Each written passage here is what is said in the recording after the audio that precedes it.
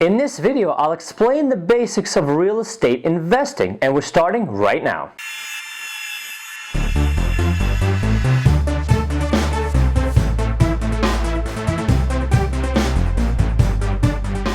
Hey everybody, welcome to another video from the Keystone Financial Academy. My name is Elliot, and if you're new to this channel, I invite you to join the community by subscribing and turning on notifications so you don't miss any of the upcoming videos. Also, be sure to check out the Ultimate Guide to Money and Investing, my recently published Keystone Financial Guide, and it's available at the website below. Okay, let's get this video going. Most people likely have a rough idea of what real estate investing is all about, and some may be active real estate investors, but this type of investing involves more approaches than the average person typically envisions. In this video, I'll do a top-level overview of what exactly real estate investing actually is, so you can get some insight into this world, especially if you've never dipped your toes into it, and in upcoming videos, we'll get into all the details. Strictly by definition, real estate investing is anytime you put money into some form of real estate with the expectation that at some point you will make a profit from it. Real estate, of course, is any building, structure, house, or land that is of beneficial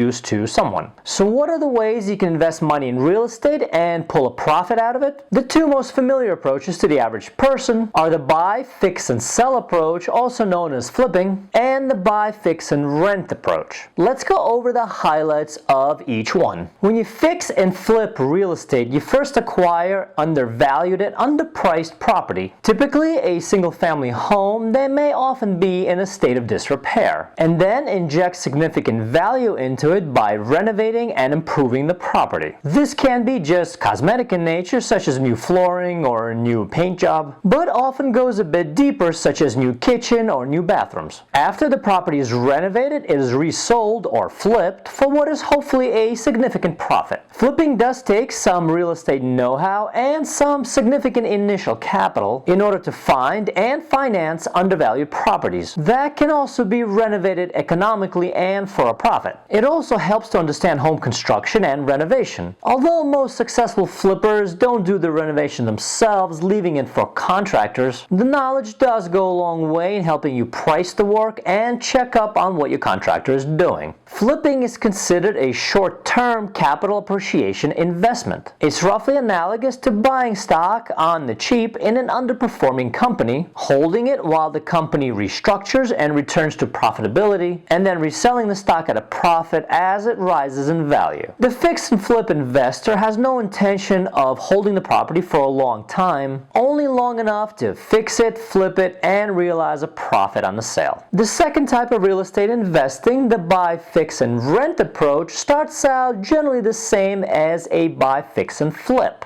You're seeking out an underpriced and undervalued property that may need some renovation, but once that's done, you're not going to sell it, but you're going to rent it out. In some cases, you can also get a ready-to-move-in property that doesn't need any further renovation to get the rentals and the cash flow started right away. The idea in both cases is to hold the property for a long time and allow the rent payments to pay off the mortgage with some money left over as a monthly profit. The investor gains from both the rental income and the appreciation of the property over time. This type of investing has its own unique challenges, mostly having to do with finding, vetting, placing, and occasionally evicting tenants, as well as dealing with landlord issues such as damages and repairs. It's definitely not for those investors who don't really like to deal with the general public, and investors who own numerous properties tend to hire a management company for the day-to-day tasks of administering and operating the rentals. This real estate investing approach is considered a long-term capital appreciation and cash flow investment. It's roughly similar to buying a stock that is not only expected to go up in value but also pays regular monthly dividends. In terms of housing, of course, the stock is the property and the dividend is the monthly rent collected from the tenants. So these are the two most common approaches to real estate investing, but there are a few more, and we're going to go over them next, starting with wholesaling. Real estate wholesaling is somewhat related to the first fix and flip approach, and a wholesaler is a middleman of sorts. Wholesalers find undervalued or distressed properties where the owner may be in financial trouble and has not kept up maintenance. The wholesaler then approaches the property owner and convinces them to sell. He then puts the house under contract where the wholesaler doesn't own the property but controls the rights to it. The wholesaler then reaches out to fix and flip investors who are looking to acquire properties and proposes the sale to them, but at a slightly higher price. The wholesaler's profit is then the difference in price between what the investor will pay